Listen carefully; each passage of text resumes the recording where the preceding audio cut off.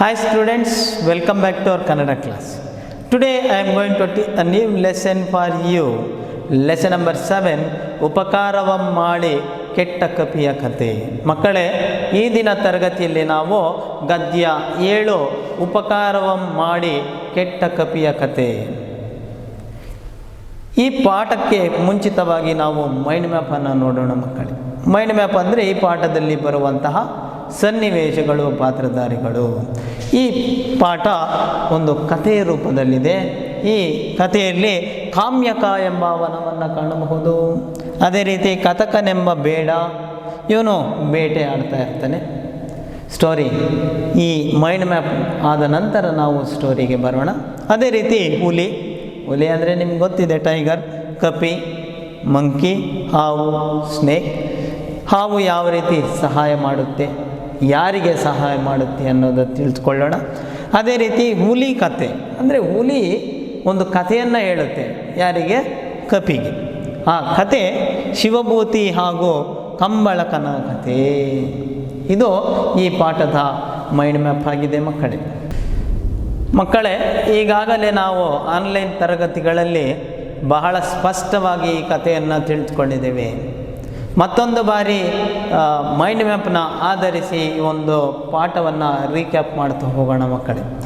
ನಾನು ಈ mind map ಆಧರಿಸಿ ಕಥೆಯ ರೂಪದಲ್ಲಿ ಹೇಳ್ತೀನಿ, ನಿಮಗೆ ಭಾಳ ಸ್ಪಷ್ಟವಾಗಿ ಅರ್ಥವಾಗುತ್ತದೆ ಮಕ್ಕಳೇ.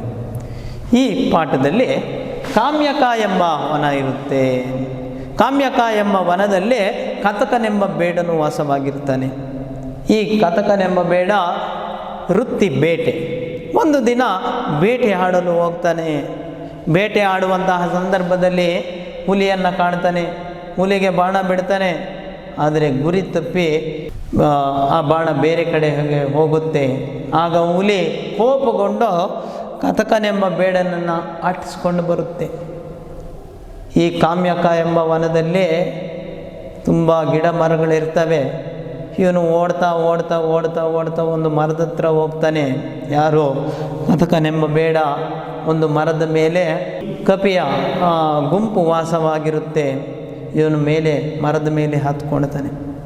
ಆಗ ಕಪಿ, ಅಂಜದಿರೋ, ನಾನಿದ್ದೀನಿ, ಭಯಪಡಬೇಡ ಮಾನವ, ನಾನಿದ್ದೀನಿ, ನಾನು ನಿನ್ನನ್ನು ರಕ್ಷಣೆಯನ್ನು ಮಾಡ್ತೀನಿ ಅಂಥೇಳಿ ಕಪಿ ಕಥಕನೆಂಬ ಬೇಡನಿಗೆ ಮಾತು ಕೊಡುತ್ತೆ. ಈ ಹುಲಿ ಯಥಾ ಪ್ರಕಾರವಾಗಿ ಆ ಕಪಿ ಮನುಷ್ಯ ಇರುವಂತಹ ಮರದ ಕೆಳಗೆ ನಿಂತು, ಎಲೇ ಕಪಿಯೇ, ಈ ಕಳ್ಳನನ್ನು ಕಾಪಾಡಬೇಡ, ನೂಕು ಕೆಳಕ್ಕೆ, ಇವನಿಗೆ ಎಷ್ಟು ಉಪಕಾರ ಮಾಡಿದ್ರೇನು ನಮಗೆ ಅಪಕಾರವನ್ನೇ ಮಾಡ್ತಾನೆ.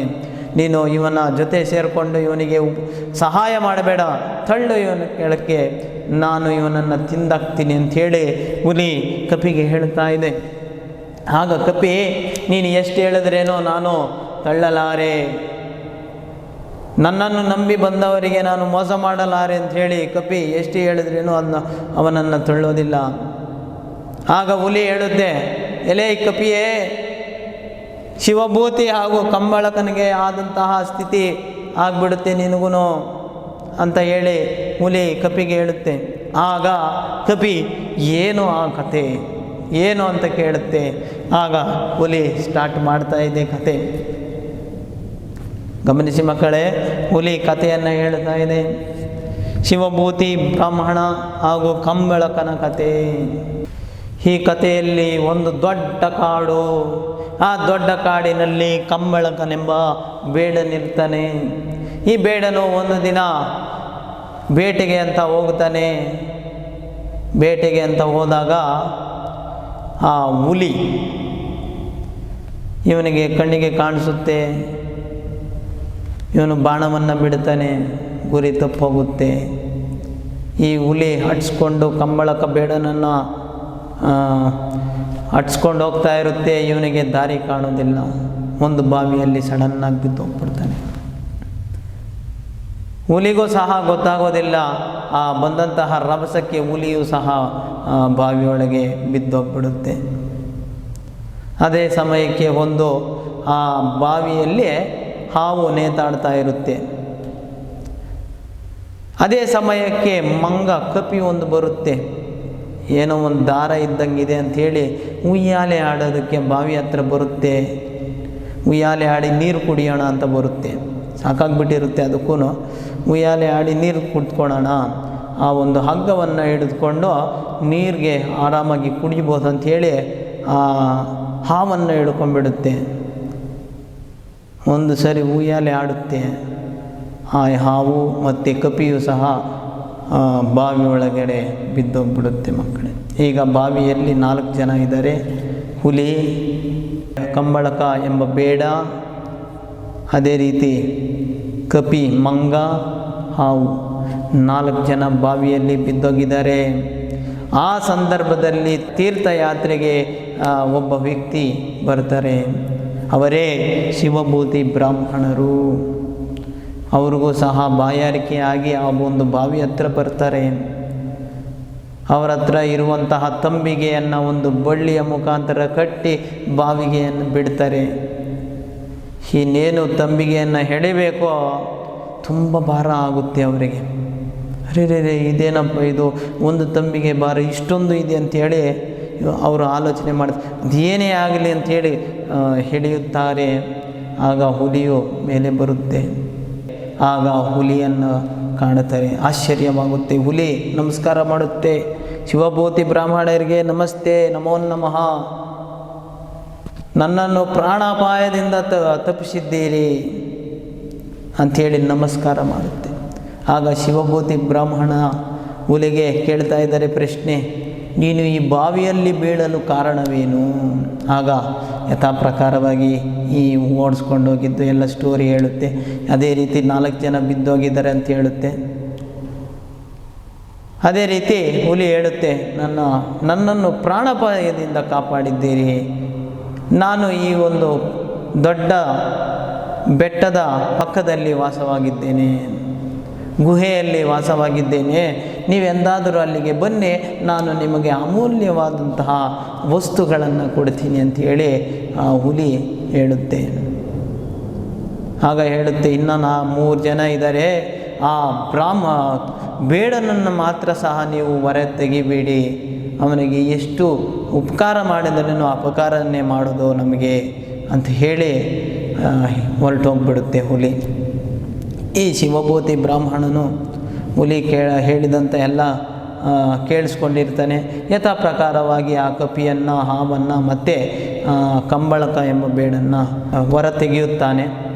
ಆಗ ಕಪಿ ಹೇಳುತ್ತೆ, ನಾನು ಬದರಿಕಾಶ್ರಮ ವನದಲ್ಲಿದ್ದೇನೆ, ನೀವು ಎಂದಾದರೆ ಸ್ವಾಮಿ ಅಲ್ಲಿಗೆ ಬನ್ನಿ, ನನ್ನ ಕೈಲಾದಷ್ಟು ಹಣ್ಣು ಹಂಪಲುಗಳನ್ನು ನೀಡಿ ನಿಮ್ಮನ್ನು ಸತ್ಕರಿಸುತ್ತೇನೆ. ಅದೇ ರೀತಿ ಹಾವು ಹೇಳುತ್ತೆ, ಪೂಜ್ಯರೇ, ನನ್ನನ್ನು ಪ್ರಾಣಾಪಾಯದಿಂದ ಕಾಪಾಡಿದ್ದೀರಿ. ನೀವು ಎಂದಾದರೂ ಕಷ್ಟದಲ್ಲಿ ಇದ್ದ ಕಾಲದಲ್ಲಿ ನನ್ನನ್ನು ನೆನೆದುಕೊಳ್ಳಿ, ನಾನು ತಕ್ಷಣವೇ ಅಲ್ಲಿಗೆ ಬಂದು ನಿಮಗೆ ಸಹಾಯವನ್ನು ಮಾಡ್ತೀನಿ ಅಂತ ಹೇಳಿ ಹಾವು ಸಹ ಹೊರಟೋಗುತ್ತೆ. ಈ ಕಂಬಳಕ ಎಂಬ ಬೇಡನು, ಸ್ವಾಮಿ ಧನ್ಯನಾದೆ, ನನ್ನನ್ನು ಪ್ರಾಣಾಪಾಯದಿಂದ ಬದುಕಿದ್ದೀರಿ. ನಾನು ಈ ಪಕ್ಕದ ಪದ್ಮನಗರ ಎಂಬ ನಗರದಲ್ಲಿ ವಾಸವಾಗಿದ್ದೇನೆ, ನೀವು ಎಂದಾದರೂ ಅಲ್ಲಿಗೆ ಬನ್ನಿ, ನನ್ನ ಕೈಲಾದಷ್ಟು ನಾನು ಸಹಾಯವನ್ನು ಮಾಡ್ತೇನೆ, ಉಪಚಾರವನ್ನು ಮಾಡುತ್ತೇನೆ ಅಂಥೇಳಿ ಕಂಬಳಕ ಎಂಬ ಬೇಡನು ಹೋಗಿಬಿಡುತ್ತಾನೆ. ಶಿವಭೂತಿ ಬ್ರಾಹ್ಮಣನೂ ಯಥಾ ಪ್ರಕಾರವಾಗಿ ತೀರ್ಥಯಾತ್ರೆಗೆ ಹೋಗಿ ಮತ್ತೆ ಕೆಲವು ದಿನಗಳಾದ ಮೇಲೆ, ಕೆಲವು ವರ್ಷಗಳಾದ ಮೇಲೆ ಅದೇ ದಾರಿನಲ್ಲಿ ಬರ್ತಾನೆ. ಬಂದಾಗ ಹುಲಿಯನ್ನು ಕಾಣ್ತಾನೆ. ಆ ಹುಲಿ ಮರೆಯೋದಿಲ್ಲ, ಶಿವಭೂತಿ ಬ್ರಾಹ್ಮಣನು ನನಗೆ ಪ್ರಾಣವನ್ನು ನೀಡಿದ್ದಾನೆ ಅಂಥೇಳಿ ಆ ಶಿವಭೂತಿ ಬ್ರಾಹ್ಮಣನನ್ನು ತನ್ನ ಗುಹೆಯ ಬಳಿ ಕರೆದುಕೊಂಡು ಹೋಗುತ್ತೆ. ತನ್ನಲ್ಲಿದ್ದಂತಹ ಅಮೂಲ್ಯವಾದ ಒಡವೆಗಳನ್ನು ಕೊಡುತ್ತೆ. ನೀವು ಟೆಕ್ಸ್ಟ್ ಬುಕ್ನಲ್ಲಿ ಗಮನಿಸ್ಬೋದು, ಶಿವಭೂತಿ ಬ್ರಾಹ್ಮಣನು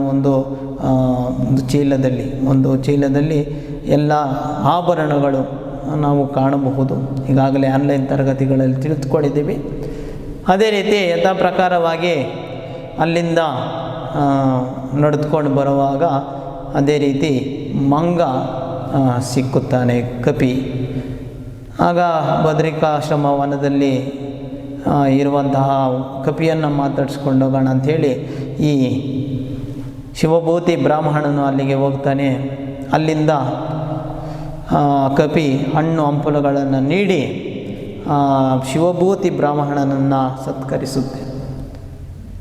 ಆವತ್ತು ಅಲ್ಲೇ ಇದ್ದು ಯಥಾಪ್ರಕಾರವಾಗಿ ಮುಂದೆ ಸಾಗುತ್ತಾನೆ. ಮುಂದೆ ಬಂದರೆ ಪದ್ಮನಗರ ಎಂಬ ಊರು ಸಿಗುತ್ತೆ. ಅಲ್ಲಿ ಕಂಬಳಕ ಎಂಬ ಬೇಡನನ್ನು ಕಾಣ್ತಾನೆ. ಆಗ ಕಂಬಳಕ ಎಂಬ ಬೇಡ ಶಿವಭೂತಿಯ ಬ್ರಾಹ್ಮಣನನ್ನು ನೋಡ್ತಾನೆ. ಆಗ ನೋಡಿದಂತಹ ಸಂದರ್ಭದಲ್ಲಿ ಇವನು ಮನೆಯಲ್ಲಿ ಏನೂ ಇರೋದಿಲ್ಲ. ಆಲೋಚನೆ ಮಾಡ್ತಾನೆ, ಹೇಗಪ್ಪ ಇವರಿಗೆ ಅತಿಥಿ ಸತ್ಕಾರ ಮಾಡುವುದು ಅಂಥೇಳಿ.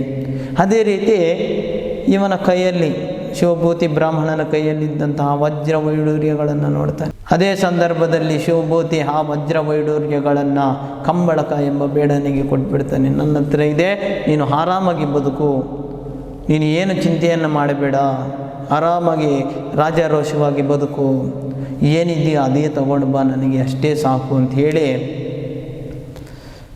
ಆವತ್ತು ರಾತ್ರಿ ಅಲ್ಲೇ ಮಲಗಿರ್ತಾನೆ.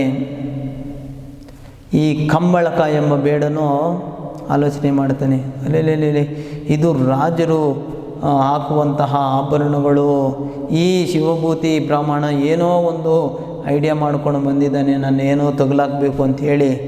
ಆಗ ಏನು ಮಾಡ್ತಾನೆ ಅಂದರೆ ಕಂಬಳಕ ಎಂಬ ಬೇಡನು ಅಲ್ಲಿರೋಂತಹ ರಾಜನ ಹತ್ರ ಹೋಗ್ತಾನೆ. ರಾಜರೇ, ಮಹಾರಾಜರೇ, ನೀವು ಧರಿಸುವಂತಹ ಚಿನ್ನದ ಆಭರಣಗಳನ್ನು ಕದ್ದು ತಂದ ಕಳ್ಳನು ನನ್ನ ಮನೆಯಲ್ಲಿದ್ದಾನೆ ಅಂತ ಹೇಳ್ತಾರೆ. ಆಗ ರಾಜ ಸೈನಿಕರನ್ನು ಕಳಿಸ್ತಾನೆ. ಆ ಶಿವಭೂತಿ ಬ್ರಾಹ್ಮಣನ ಕರೆದುಕೊಂಡು ಆ ಸೆರೆಮನೆಯಲ್ಲಿ ಇಡ್ತಾರೆ. ಆ ಆಭರಣಗಳನ್ನು ರಾಜನಿಗೆ ಒಪ್ಪಿಸ್ತಾರೆ. ಈ ಶಿವಭೂತಿ ಬ್ರಾಹ್ಮಣನು ಆಲೋಚನೆ ಮಾಡ್ತಾನೆ, ಇವನಿಗೆ ಉಪಕಾರ ಮಾಡೋಕ್ಕೆ ಹೋಗಿ ನನಗೆ ಈ ಪರಿಸ್ಥಿತಿ ಬಂತು ಅಂತ ಎಲ್ಲ ಈ ಹುಲಿ ಈಗಾಗಲೇ ಹೇಳೋಗಿರುತ್ತೆ, ಅವನನ್ನು ಮಾತ್ರ ಹೊರ ತೆಗಿಬೇಡಿ, ಅವನು ನಾವು ಎಷ್ಟೇ ಉಪಕಾರ ಮಾಡಿದರೂ ಅವನು ಅಪಕಾರವನ್ನೇ ಬಗೆಯುತ್ತಾನೆ. ಈ ಎಲ್ಲ ಸನ್ನಿವೇಶಗಳು ಶಿವಭೂತಿ ಬ್ರಾಹ್ಮಣನ ಮೆಲುಕಾಗ್ತಾ ಇರ್ತಾನೆ ಸೆರೆಮನೆಯಲ್ಲಿ. ಆಗ ನೆನಪಾಗುತ್ತೆ, ಸರ್ಪ ಹೇಳಿರುತ್ತೆ, ನೀವು ಎಂದಾದರೂ ಕಷ್ಟ ಕಾಲದಲ್ಲಿದ್ದರೆ ನನ್ನನ್ನು ನೆನೆಸ್ಕೊಂಬಿಡಿ, ನಾನು ಆ ಸಮಯಕ್ಕೆ ಬಂದು ನಿಮಗೆ ಸಹಾಯವನ್ನು ಮಾಡುತ್ತೇನೆ. ಇವನಿಗೆ ಶಿವಭೂತಿ ಬ್ರಾಹ್ಮಣನಿಗೆ ಆ ಒಂದು ಫ್ಲ್ಯಾಶ್ ಆಗುತ್ತೆ ಆ ಕತೆ. ಆಗ ಸದಾ ನೆನಪಿಸ್ಕೊಳ್ತಾನೆ ಸರ್ಪವನ್ನು. ತಕ್ಷಣವೇ ಸರ್ಪ ಆ ಒಂದು ಸೆರೆಮನೆಯಲ್ಲಿ ಕಾಣಿಸುತ್ತೆ. ಪೂಜ್ಯರೇ ನಮಸ್ತೆ ಅಂಥೇಳಿ ಆ ಸರ್ಪ ಶಿವಭೂತಿ ಬ್ರಾಹ್ಮಣನಿಗೆ ನಮಸ್ಕಾರ ಮಾಡುತ್ತೆ. ಆಗ ಶಿವಭೂತಿ ಬ್ರಾಹ್ಮಣ ಹೇಳುತ್ತಾನೆ, ನನಗೆ ಈ ಒಂದು ಸ್ಥಿತಿ ಬಂದುಬಿಟ್ಟಿದೆ, ಕಂಬಳಕ ಎಂಬ ಬೇಡನೋ ಇವನಿಗೆ ಕೊಟ್ಟಂತಹ ಆಭರಣಗಳಿಂದ ನಾನು ಈ ಒಂದು ಪರಿಸ್ಥಿತಿಗೆ ಬರಬೇಕಾಯಿತು. ಆಗ ಸರ್ಪ ಹೇಳುತ್ತೆ, ಈ ರಾಜನ ಮಗನನ್ನು ನಾನು ಹೋಗಿ ಮಧ್ಯರಾತ್ರಿಯಲ್ಲಿ ಕಚ್ಚಿಬಿಟ್ಟು ಬರ್ತೀನಿ, ಯಾವ ವೈದ್ಯರು ಸಹ ಬಂದ್ರೇನು ರಕ್ಷಿಸಕ್ಕಾಗಬಾರ್ದು, ನೀವೇ ರಕ್ಷಣೆ ಮಾಡಬೇಕು, ನಾನು ನೀರನ್ನು ಅಭಿಮಂತ್ರಿಸಿ ಕೊಡ್ತೀನಿ, ನೀವು ಅದನ್ನು ಆಗಿಬಿಡಿ, ಆಗ ಅವನು ರಾಜಕುಮಾರ ಬದುಕ್ತಾನೆ, ಆಗ ನಿಮ್ಮ ಉದ್ದೇಶವನ್ನು ಈಡೇರಿಸಿಕೊಳ್ಳಿ ಅಂತ ಹೇಳ್ತಾನೆ. ಆಗ ಅವು ಯಥಾ ಪ್ರಕಾರ ಹೋಗಿ ರಾಜನ ಮಗನಿಗೆ ಕಚ್ಚಿ ಬರುತ್ತೆ. ರಾಜ ಸತ್ತೋಗ್ತಾನೆ ವಿಷ ಏರಿ. ರಾಜನೇ ಹೇಳ್ತಾನೆ, ನನ್ನ ಮಗನನ್ನು ಬದುಕಿಸಿದ್ದವರಿಗೆ ನಾನು ಸಹಾಯ ಮಾಡ್ತೀನಿ. ಡಂಗೂರ ಹೊಡೆಸ್ತಾನೆ. ಅನೇಕ ವೈದ್ಯರು ಗಾರುಡಿಗರು ಬರ್ತಾರೆ, ರಾಜನ ಮಗನನ್ನು ರಾಜಕುಮಾರನನ್ನು ಬದುಕಿಸೋಕ್ಕಾಗಲ್ಲ.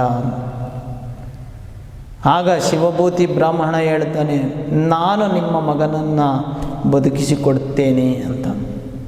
ಆಗ ರಾಜ ಆ ಶಿವಭೂತಿ ಬ್ರಾಹ್ಮಣನಿಂದ ಸೆರೆಮನೆಯಿಂದ ಕರೆತರ್ತಾರೆ. ಶಿವಭೂತಿ ಬ್ರಾಹ್ಮಣ ನೀರನ್ನು ಅಭಿಮಂತ್ರಿಸಿ ಪ್ರೋಕ್ಷಣೆಯನ್ನು ಮಾಡ್ತಾನೆ ಅವನ ಮೇಲೆ. ಆಗ ರಾಜಕುಮಾರನು ಬೊಂಕನೆ ಎದ್ದು ಕುಳಿತಂತೆ. ನಿದ್ದೆಯಿಂದ ನಾವು ಯಾವ ರೀತಿ ಎದ್ದು ಕುಳಿತುಕೊತೀವೋ ಅದೇ ರೀತಿ ಅವನು ಎದ್ದು ಕುಳಿತುಕೊಳ್ತಾನೆ. ಆಗ ಶಿವಭೂತಿ ಬ್ರಾಹ್ಮಣ ಈಗಾಗಲೇ ರಾಜನ ಮಗನನ್ನು ಬದುಕಿಸಿರ್ತಾನೆ. ಆ ರಾಜನಿಗೆ ಹೇಳ್ತಾನೆ, ಸ್ವಾಮಿ, ಈ ಒಡವೆಗಳೆಲ್ಲ ನನಗೆ ಹುಲಿ ಕೊಟ್ಟಿದ್ದು, ಈ ಕಂಬಳಕ ಎಂಬ ಬೇಡನು ಅವನ ದುರಂಕಾರದಿಂದ ನನ್ನನ್ನು ಏನೋ ಮೋಸ ಮಾಡೋಕ್ಕೆ ಬಂದಿದ್ದಾನೆ ಅಂಥೇಳಿ ತಪ್ಪಾಗಿ ತಿಳಿದು ನಿಮಗೆ ಈ ರೀತಿ ತಪ್ಪು ಮಾಹಿತಿಯನ್ನು ಕೊಟ್ಟಿದ್ದಾನೆ ಅಂಥೇಳಿ ವಾಸ್ತವಾಂಶವನ್ನು ನಿವೇದಿಸ್ಕೊಳ್ತಾನೆ ರಾಜನ ಹತ್ರ. ಆಗ ರಾಜ ಕಂಬಳಕ ಎಂಬ ಬೇಡನನ್ನು ನರಕ ಎಂಬ ಇದಕ್ಕೆ ಹಾಕ್ತಾನೆ. ಇಲ್ಲಿಗೆ ಹುಲಿ ಕಪಿಗೆ ಕಥೆ ಹೇಳಿಯೋದು ಮುಕ್ತಾಯವಾಗುತ್ತೆ.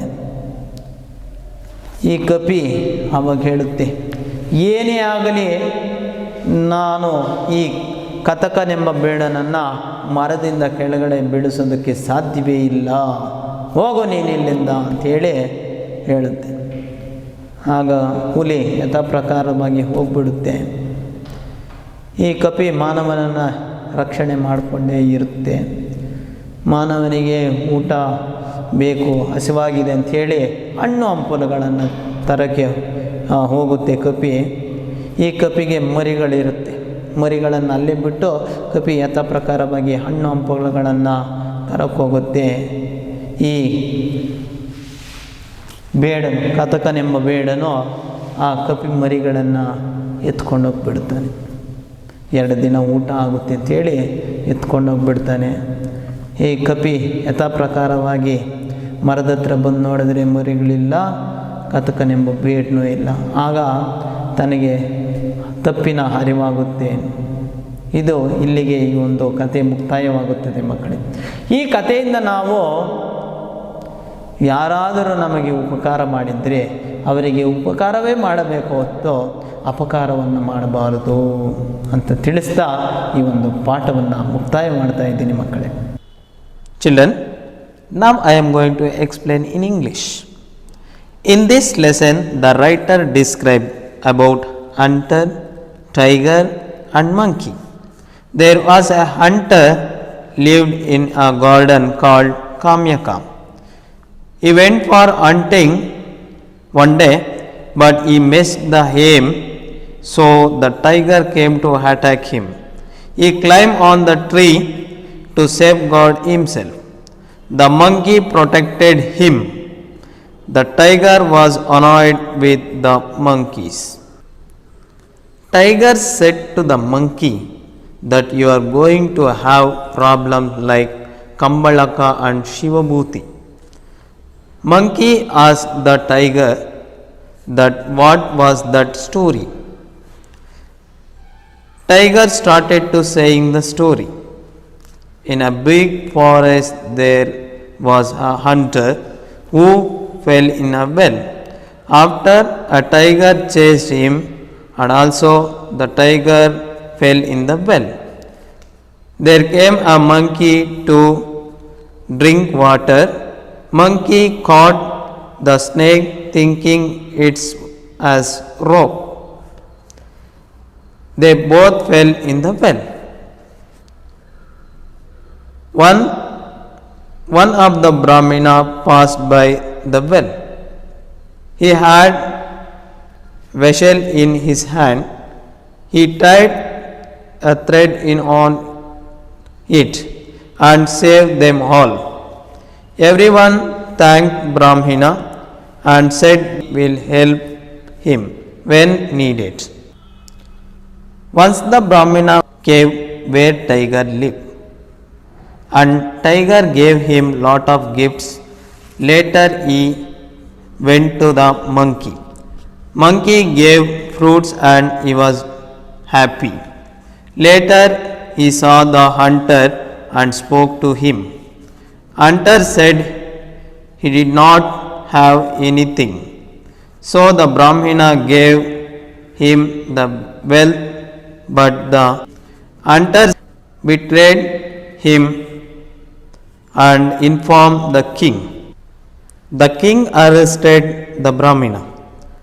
Once when Brahmana met the snake said that it can bite the king.